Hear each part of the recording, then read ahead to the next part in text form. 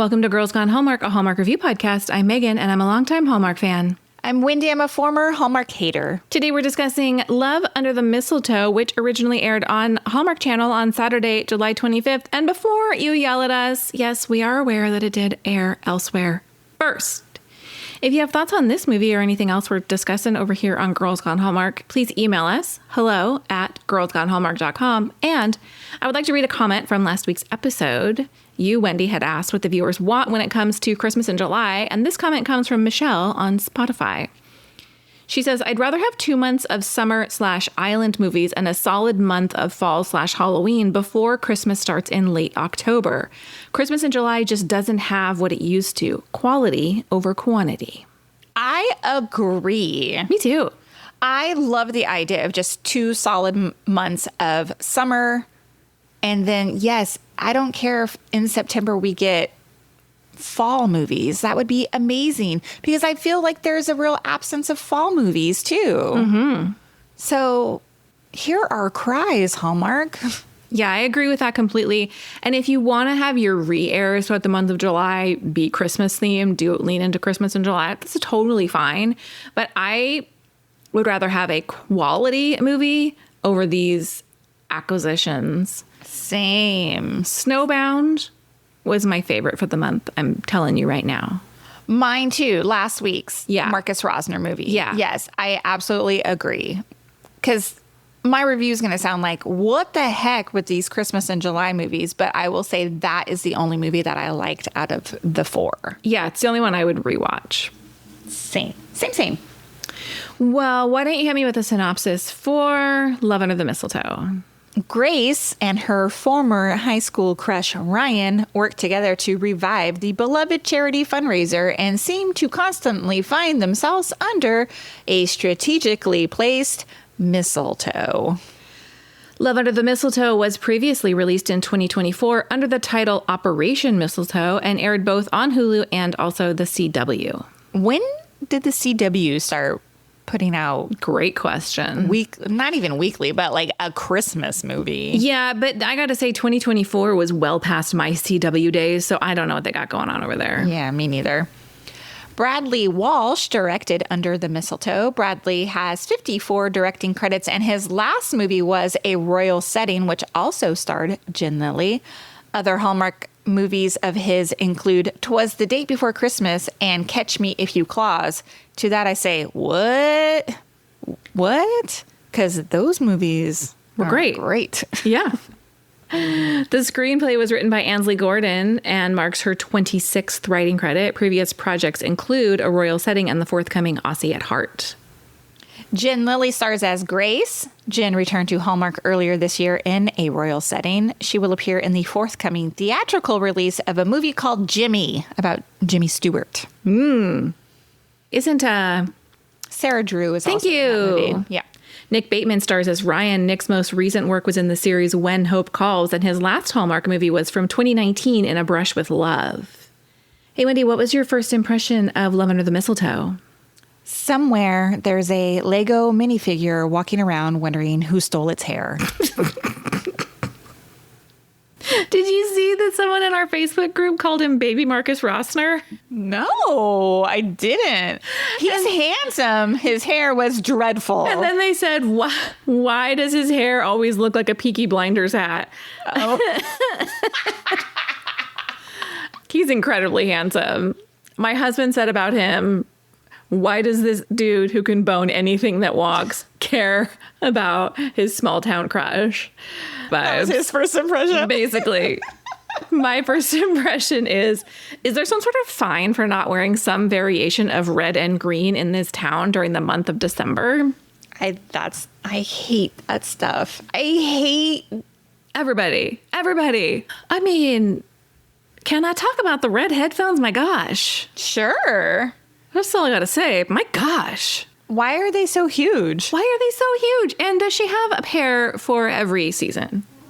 Maybe. Yeah. Nobody wants to wear red headphones like that in September. No. March? No.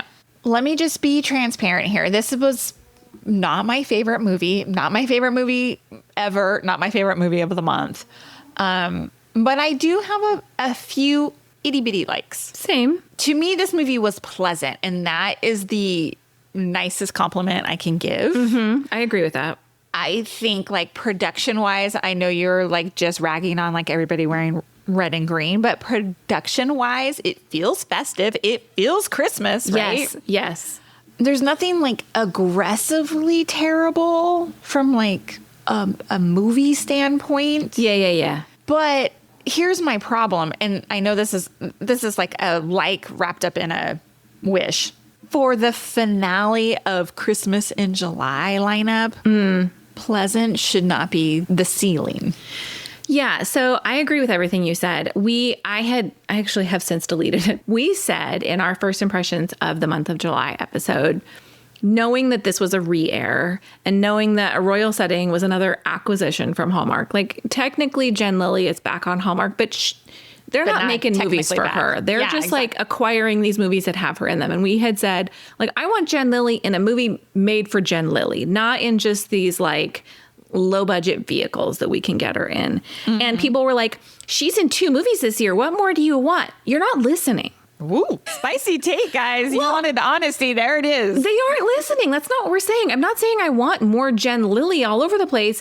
If you're going to bring Jen Lilley back to the network, and Jen Lilley is one of those people whom I have to separate the art from the artist. But if you're going to bring her back and her big Disney princess eyes and her bubbly personality, give her a movie that is meant for her. Because people tune in for her. And if you notice, our first impressions of her on Instagram and Facebook were largely positive. And I think it's the Jen Lilley effect. 100% agree with you. But I just think, imagine what you could do with her. Imagine the audience she would bring if you were giving her something to cook with. Right. That sounds like a wish. It is a wish. Hot damn, Megan. Well, let me talk a little bit about my likes. I agree with you that this movie was pleasant, and I actually thought this cast vibed well together. I didn't think Grace and Ryan had like crazy chemistry at all, but I thought they were very pleasant on screen together. Grace and her bestie, Grace and her brother, they were all nice and comfortable and easy to watch on camera.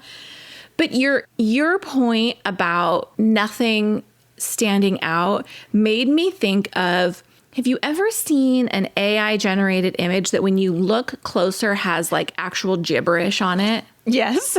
So you look at it and you're like, oh, that's cute. And then you look and you're like, that's not a word. What's happening over there? And so that's the vibe I get. Like this has like the wash of a Christmas movie with like pleasant interactions, but we'll get to it in my wishes. It's not quite getting there. I love that analogy. That's amazing. The other thing is, to your point, if you've listened to this podcast this month, you know that my husband has been on the Christmas in July journey with me, and he has watched a few of the Hallmark Hall of Fame movies, and you know, his complaint is not enough Christmas, and that's accurate. This one opens and he was like 10 out of 10 for opening festiveness on his rating scale. Cute song, cute town, tons of decorations. They were bringing the Christmas vibes. And so if that's all you were looking for in this movie, you're going to get it. Yeah, I think it's one that you can like throw on in the background and kind of like a Yule log burning on your TV. Yes, exactly.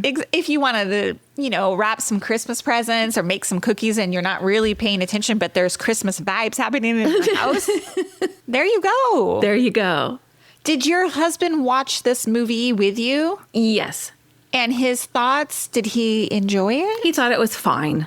Because this is kind of his Christmas genre that he likes. Yeah. So he thought it was fine. He thought the conflict was dumb. He had some complaints, as did I. But he thought it was overall fine. Well, I will tell you, in terms of Grace and Ryan, I agree, not huge chemistry. And I really hate I'm going to reunite with my high school boyfriend because we had like such a great connection as high schoolers, as teenagers. If I could just sidetrack here for a second, when does that ever work out? I'm sure there's a small population of people who are still with their high school sweetheart, but like when you meet as teenagers, you are completely two different people, right, than you are when you're adults, right? You know, because you've had time to mature and like experience life. So well, and you've like created this image of this person who's like can do no wrong because it's easy to forget all of their irritating little habits or the ways in which your life may not work and the fact that you're fully different people 10 years later, etc. Yeah. But back to Grace and Ryan, you know, I did appreciate that they didn't spend the entire movie like bickering with each other, you know? So like they seem to enjoy each other's like presence. So that was nice because if this movie would have also had the layer of these two, once dated and now they hate each other and then they're going to fall in love again, I would have quit the podcast, I think. Yeah. Just kidding. But so I was happy like their story wasn't fueled by like some misunderstanding. Yes, we get it at the end, but the whole time it wasn't that way. And hear me when I say I am reaching for likes here. Yeah. Well, why don't we take a break and come back with our wishes? Okay.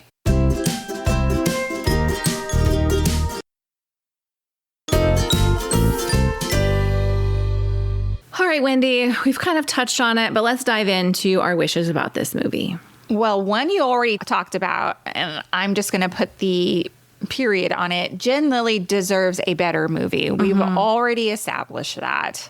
I do find her likable. Yes, me too. And I have said this time and time again. Y'all, I need your emails. I need to know.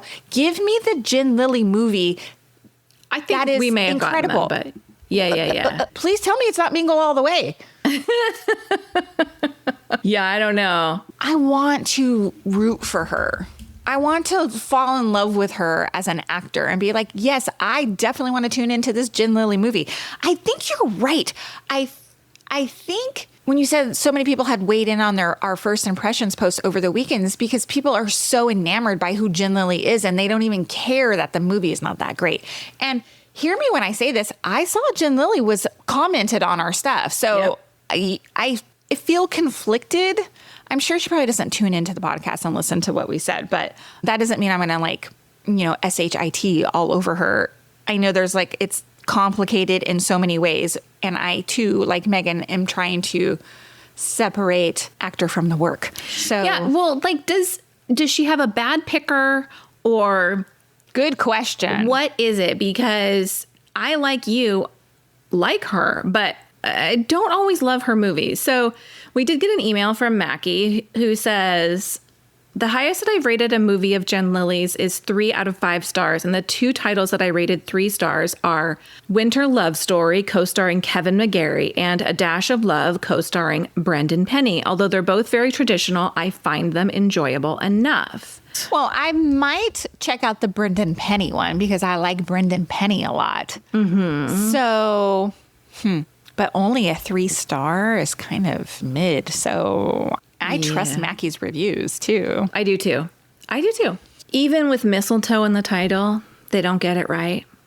And I was yelling. Now, on the movie poster, there's mistletoe that he's holding above her head. It has white berries.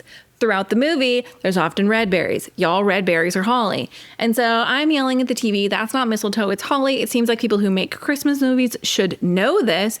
And my husband was like, it's just interchangeable. Like, it doesn't matter. Like, people have come to accept that, like, those two things are interchangeable. Like, if it's hanging up there. And I was like, that is the worst excuse I have ever heard. To me, that is on par with changing the dictionary definition of the word literally to also mean figuratively. Like, look at you.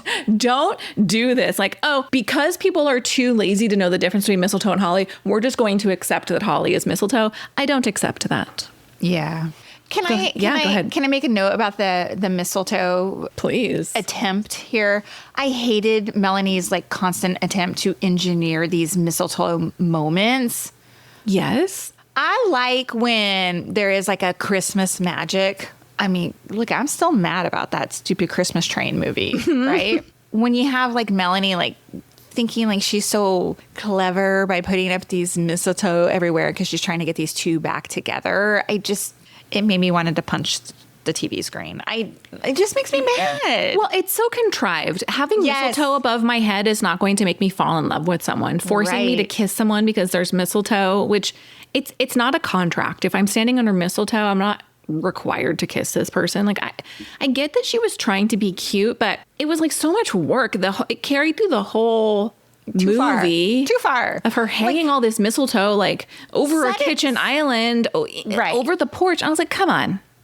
Like, yeah, like here's my how they should have reworked it. Set it up at the beginning like that, and then have Grace and Ryan have natural moments like that unfold. Like, she was the catalyst of it, and then it's not all manufactured throughout the entire movie. Oh, they're going to be here, so I got to get over there and put mistletoe above their table. Like, they just happen to find themselves in these places. Hated that. Yeah, and then it lends itself to your idea. It lends itself to more like this was meant to be, because she hung mistletoe in all of these places, and then they found themselves there, and so it must be love or whatever. Be love. If you asked me what this movie was about, probably couldn't tell you, and Something about a fundraiser. I don't understand the fundraiser. Yeah. How do they make money?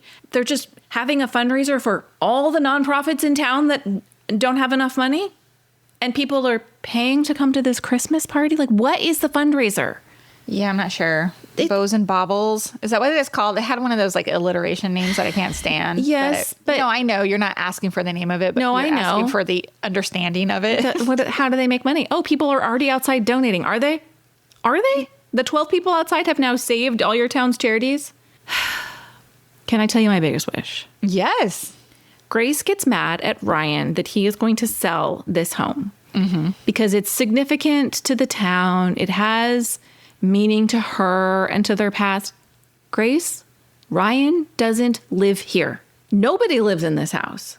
And the Why idea is she so pissed about it? Yeah. You have no standing to be upset with him for selling this home that doesn't belong to you and that he doesn't actually have a use for. She acted betrayed by the fact that he would try and offload this asset. It is an asset. He's a businessman. Jeez. Like, things can have sentimental value and also carry some sort of financial benefit in selling them. Okay, but can we talk about that guy Quinn? The guy that... Yeah. When Quinn unloads on Grace, basically they're in the kitchen, and like this is when Grace finds out that Ryan is potentially going to sell the house, and then she's upset, and he just like lets her have it. Like, it is so mean, like the things that he says to her. Like, he's like, oh, you thought he was staying for you? I don't know, whatever. He's so mean, and it was so not necessary, I thought. Except for the fact that I thought, oh, he's just saying these things because he's pissed that she kind of broke things off with this dude. Mm-hmm. But anyway, he was so out of line. Yeah, I got the vibe that he was just like, you broke up with me for him and what a dummy you are. Yeah, but it was so hurtful. Yeah, for sure. Ugh. She just took it too. I was like, no way. I would have been like, I don't know. I don't know. I just wanted her to like scream in his face. Okay, that's all. Any more wishes? No, my only other wish, and we touched on it at the beginning, is Hallmark needs to raise the bar for Christmas in July or scrap it altogether. Co-signed. Yeah. Let's talk. Did you see that? It goes back to my first impression about Nick Bateman's hair, and somebody owes this man an apology. Look, if you look up his Instagram or his IMDb, wowie zowie. Like, oh, he's a good looking dude. I don't know what was happening with his hair. Like, why is it all brushed forward long and then like curled up on his forehead like that? What is happening?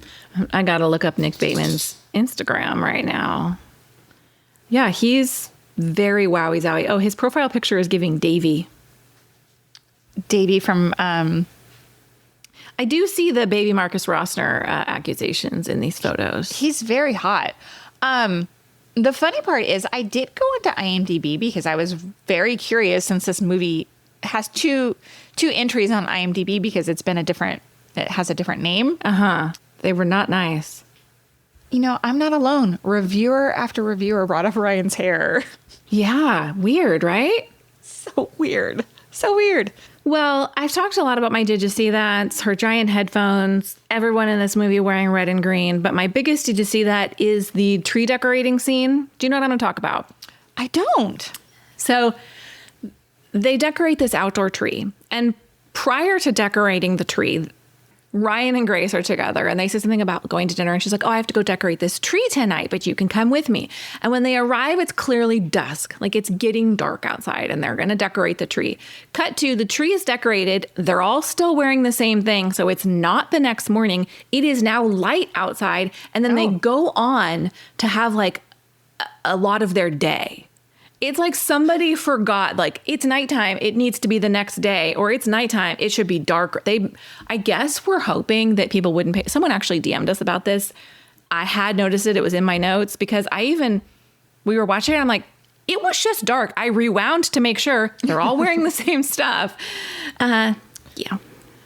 Continuity strikes again. Yes. Well, it's a laughable joke now about the coffee cups, right? There's nothing in the coffee cups. And this is like one of those things, like you can't unsee it once you see it, but they have paper coffee cups and they're just like whipping them around. There's clearly nothing in them. Like, please, you need a PA to put something in them. Please, some rice or something. But my actual, did you see that is they're talking about, Grace and Ryan are talking about their coffee orders. And she's like, oh, I order a tall drip coffee. She's clearly holding a medium-sized coffee cup the same as his, like, but she like shows it, like she tips it forward, like, oh, a tall drip coffee, like hers was different than his. Anyway, whatever, it just irrationally pissed me off. I have one more, did you see that? And it's about the mistletoe. Okay. I watched this movie live and there was a Mistletoe Murders commercial. Oh, which I was very excited about. I'm very much looking forward to that series coming back. They show like the commercial and then they show like the Mistletoe Murders overlay. And what's on it is Holly. Oh. I mean, this is your big show, Mistletoe Murders. Get it right, folks. And so I had to laugh at your first impression post that you created because you definitely chose mistletoe to be on right, it. I did. I loved it. Damn right I did. Are you ready to rate this? Not really, but let me hear what you got. I gave it 2 stars. Same. I'm telling you, like, this is just a vibe movie that you put in the background. Thank you for listening to this episode of Girls Gone Hallmark. If you love this podcast, we do love your 5-star ratings and reviews. You can drop them right in the Apple Podcast app, and we'll be back next time with more Hallmark reviews. Goodbye. Bye.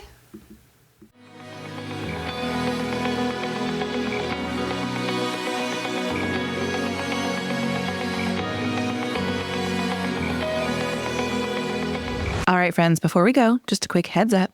You're about to hear some ads. These little gems help us keep the show running and the Hallmark love flowing. So do with that info what you will. Grab a snack, hit the skip button, or maybe, just maybe, listen in and discover your new favorite product. Bye.